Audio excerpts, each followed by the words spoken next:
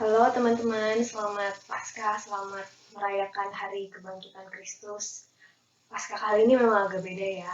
Kita nggak bisa sama-sama beribadah di sekolah, tapi kita bersyukur karena kita masih bisa merayakan Paskah sama-sama dari rumah kita masing-masing. Dan situasi ini tidak menghalangi kita untuk bisa menghayati pesan kebangkitan Kristus. Sebelum kita mendengarkan firman Tuhan, mari kita bersatu dalam doa. Terima kasih Tuhan untuk kesempatan yang Kau berikan kepada kami untuk merayakan kebangkitan-Mu di rumah kami masing-masing. Sebentar lagi kami mau mendengarkan firman Tuhan. Kiranya Roh-Mu menerangi hati kami agar kami mengerti bagaimana cara mewartakan kebangkitan-Mu dalam situasi pandemi ini. Amin. Bacaan Alkitab kita diambil dari Matius pasal 28 ayat 1 sampai 10. Saya akan membacakannya untuk teman-teman. Setelah hari Sabat lewat, menjelang menyingsingnya fajar pada hari pertama minggu itu, pergilah Maria Magdalena dan Maria yang lain menengok kubur itu. Maka terjadilah gempa bumi yang hebat, sebab seorang malaikat Tuhan turun dari langit dan datang ke batu itu, dan menggulingkannya lalu duduk di atasnya. Wajahnya bagaikan kilat dan pakaiannya putih bagaikan salju. Dan penjaga-penjaga itu gentar ketakutan dan menjadi seperti orang-orang mati.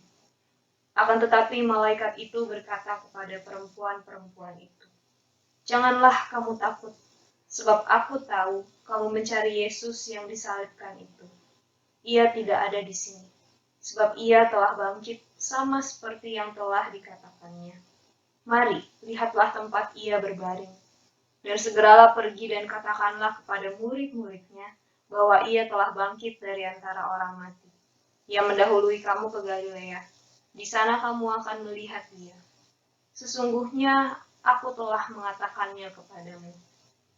Mereka segera pergi dari kubur itu dengan takut dan dengan sukacita yang besar, dan berlari cepat-cepat untuk memberitahukannya kepada murid-murid Yesus. Tiba-tiba Yesus berjumpa dengan mereka dan berkata, "Salam bagimu." Mereka mendekatinya dan memeluk kakinya, serta menyembahnya. Maka kata Yesus kepada mereka, "Jangan takut. Pergi dan katakanlah kepada saudara-saudaraku supaya mereka pergi ke Galilea. Dan di sanalah mereka akan melihat aku." Demikianlah firman Tuhan. Yang berbahagia ialah yang mendengarkan dan memeliharanya. Teman-teman, tentu kita semua sudah tahu ya, saat ini kita sedang menghadapi pandemi COVID-19, dan ternyata meskipun awalnya kita banyak yang meremehkan, banyak yang bilang, kayaknya di Indonesia nggak mungkin deh. Tapi pada akhirnya kita harus berbesar hati menerima kalau ternyata wabah ini juga berdampak buat kita. Bahkan beberapa waktu lalu situasinya kayak yang di film Avenger ya, waktu Thanos menghentikan jarinya, tiba-tiba separuh dari penduduk bumi musnah. Dan dalam pandemi ini juga kita melihat ada banyak orang yang sudah pergi mendahului kita, dan random sekali, jadi kita nggak tahu siapa yang akan pergi meninggalkan kita setelah ini. Dan dalam situasi ini teman-teman, gimana sih caranya kita bisa menghadirkan pengharapan baru, memberitakan peristiwa kebangkitan Kristus? Tema yang diberikan kepada kita menarik hari ini, yaitu kebangkitan Kristus membawa harapan baru. Harapan seperti apa sih yang dibawa oleh kebangkitan Kristus itu? Kalau di masa lalu, mungkin kita sudah pernah mendengar bahwa para murid awalnya menginginkan Yesus membebaskan bangsa Israel. Tapi setelah kebangkitannya, justru para murid mendapatkan harapan baru yang lebih besar dari itu. Karena mereka bukan cuma terbebas dari penjajah, tapi mereka juga terbebas dari dosa dan akhirnya diperdamaikan oleh Allah.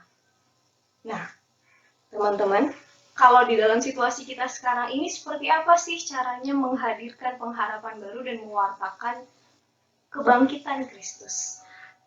Hari Jumat yang lalu, kakak sempat share sebuah survei, dan beberapa dari kalian sudah mengisi. Terima kasih bagi yang sudah mengisi, dan bagi yang belum sempat, mohon maaf karena surveinya ditutup jam 1 siang. Survei ini menarik teman-teman.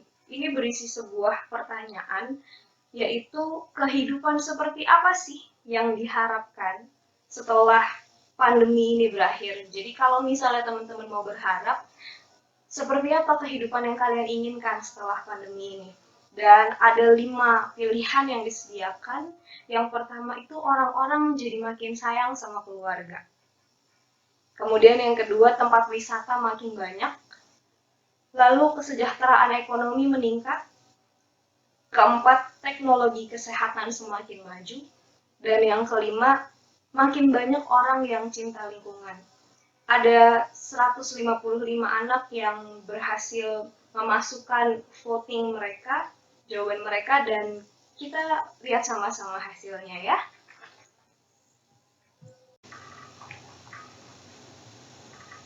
Ya, teman-teman sekarang sudah terhubung sama layar laptop Kak Geta nih, dan kita akan sama-sama lihat hasil survei yang teman-teman udah isi.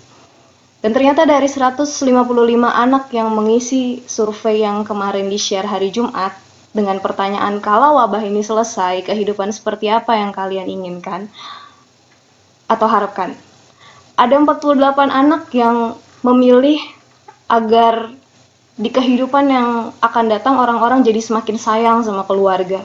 Mungkin dari sini kita bisa melihat ya, ternyata ada banyak orang yang kehilangan orang-orang yang dikasihi dan itu sulit, dan kedepannya diharapkan kita semakin sayang sama orang-orang yang Tuhan sudah anugerahkan dalam kehidupan kita.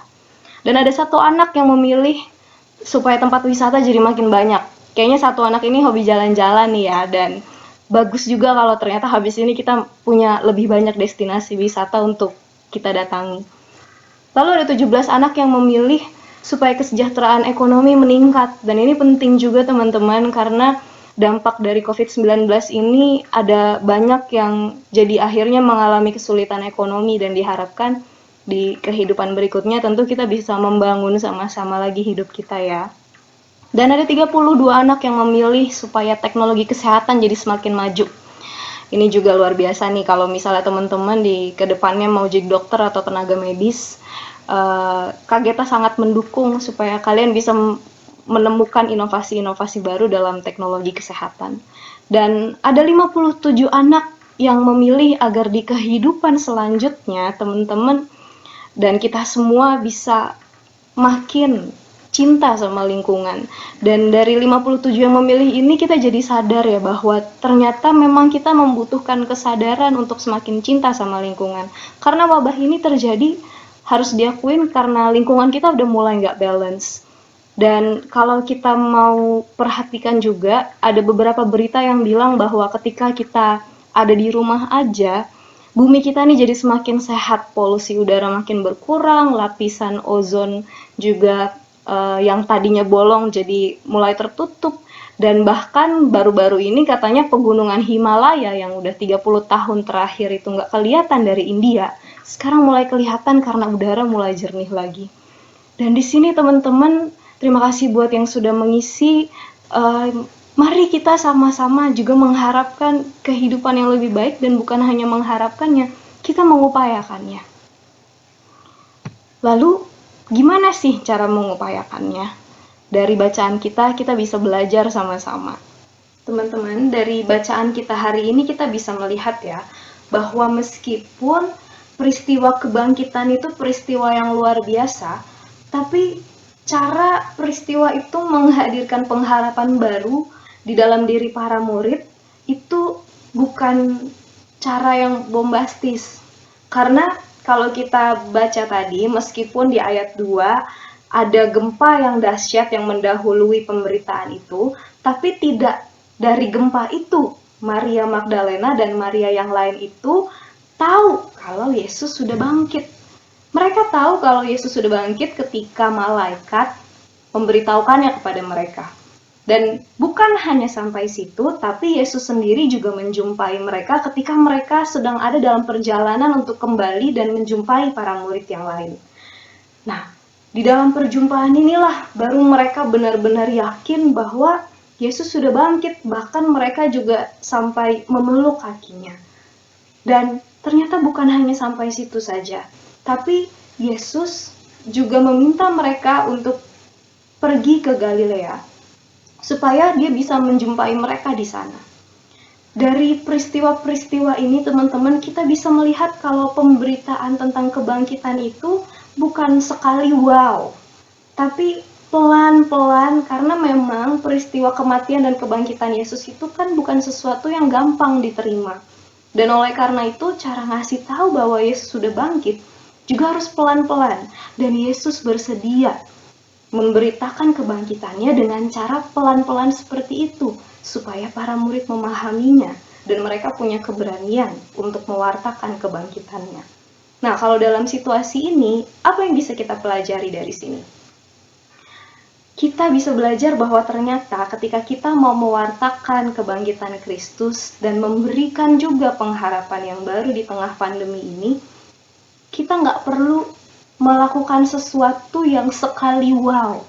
Kadang dengan hal-hal yang sederhana saja, kita sudah bisa membuat perubahan-perubahan dan menghadirkan kehidupan yang berpengharapan, yang nantinya akan memunculkan juga harapan-harapan dalam diri banyak orang supaya kita hidup dengan cara lebih baik seperti yang tadi kita sudah isi di Mentimeter tadi ya. Kalau di dalam situasi kita sekarang, bagaimana caranya kita memberitakan kebangkitan Yesus? Kita bisa belajar juga dari cara yang Yesus pakai, teman-teman. Dan bahkan kita nggak harus menunggu pandemi ini selesai, tapi kita bisa melakukannya mulai dari sekarang. Gimana sih caranya? Tentu bukan dengan cara yang sekali wow tadi ya, tapi dengan cara-cara yang sederhana yang bisa kita lakukan. Yang pertama, jaga diri, jaga hati, jaga pikiran, jaga kesehatan. Saat ini teman-teman, jaga diri itu jadi penting karena kalau kita menjaga diri kita agar tetap sehat, kita juga sedang melindungi orang lain di sekitar kita untuk ikut terinfeksi virus COVID-19. Jadi, ketika kita menjaga kesehatan kita, ketika kita menjaga pikiran kita tetap bersih, tetap sehat, tetap bahagia, kita juga sedang menjaga orang lain. Oleh karena itu, jangan mikir yang pusing-pusing dulu. Memang sih kadang situasinya sulit, karena mungkin ada juga yang mikir ya, gue sekolah tiap hari aja udah susah ngikutin pelajaran, apalagi sekarang gue sekolah dari rumah. Tapi teman-teman, ingat, kita nggak boleh stres dulu. Kita harus menjaga kesehatan kita, kesehatan mental, kesehatan spiritual, kesehatan badan kita.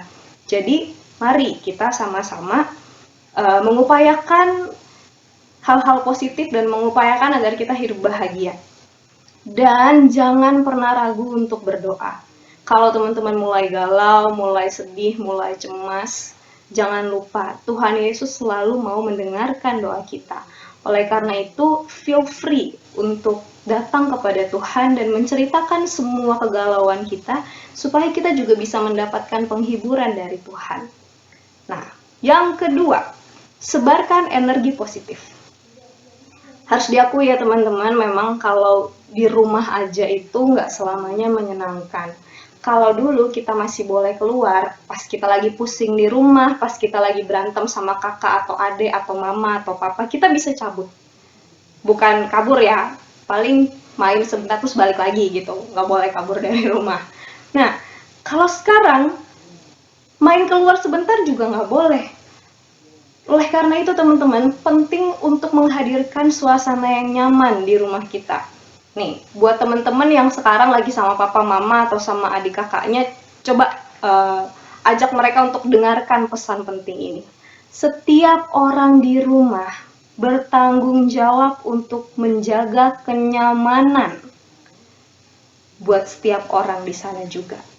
Jadi baik teman-teman maupun papa, mama, adik, kakak, semuanya bertanggung jawab untuk saling jaga, saling topang, saling gak bikin marah, saling gak bikin emosi, supaya rumah teman-teman itu jadi tempat yang nyaman.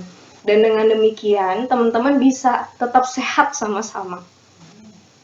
Dan yang terakhir, kalau memungkinkan, teman-teman bisa juga berbagi. Beberapa waktu lalu teman-teman, Kak Geta ngelihat ada satu platform berdonasi di web gitu ya. Ini menarik karena platform ini beberapa bagiannya nggak minta donasi itu dibatasin, jadi nggak ada batas minimal.